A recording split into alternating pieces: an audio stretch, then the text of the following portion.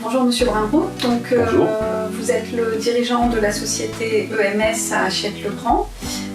Est-ce que vous pouvez revenir sur la reprise de la société il y a maintenant 4 ans? Alors c'est une société que effectivement j'ai repris il y a 4 ans avec mon associé Monsieur Delattre. C'est une société que j'ai découvert via le cabinet de cession-acquisition in extenso. Moi j'ai toujours travaillé dans le domaine technique et lorsque j'ai découvert cette société, ce qui m'a plu, c'est le savoir-faire et la spécificité de la fabrication de la société EMS. D'accord. Alors justement, est-ce que vous pouvez nous expliquer l'activité de la société? Oui, alors EMS est une société qui est une chaudronnerie, mais qui a la spécificité d'être spécialisée dans la fabrication unique de cabines et de postes de conduite.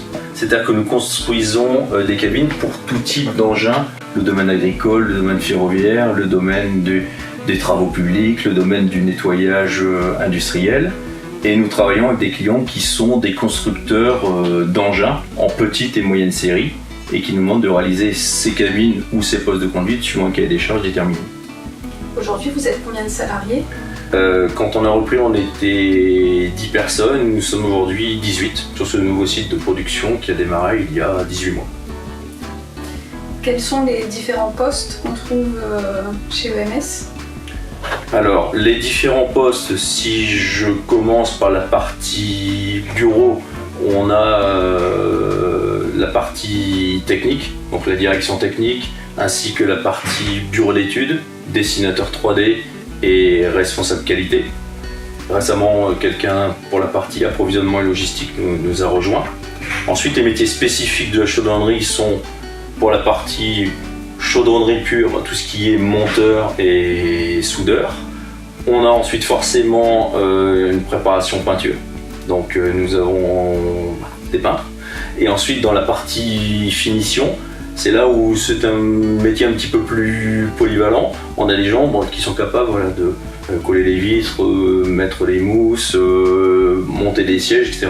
Donc là on est plus dans un métier extrêmement polyvalent qui demande surtout de la rigueur et de la qualité de travail.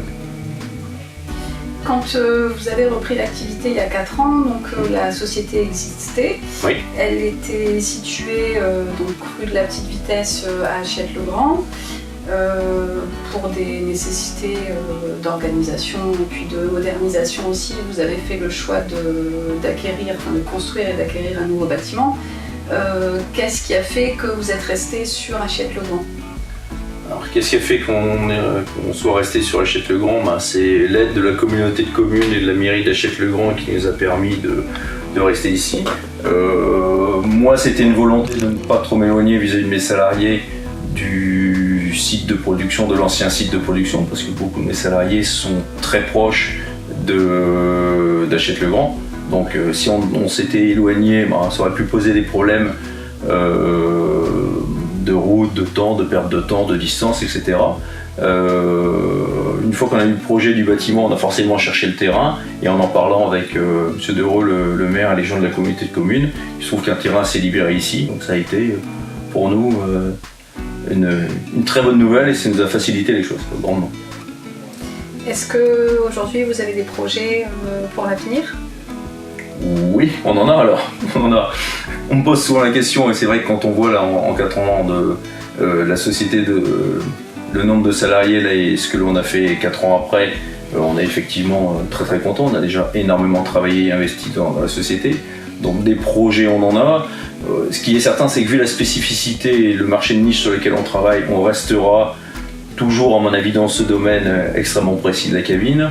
On nous sollicite de temps en temps, certains clients, je pense notamment à des clients ferroviaires, nous sollicitent de temps en temps pour faire des pièces un peu plus de tôlerie, mais où on sort un petit peu de notre métier, on le fait parce que c'est de la complémentarité.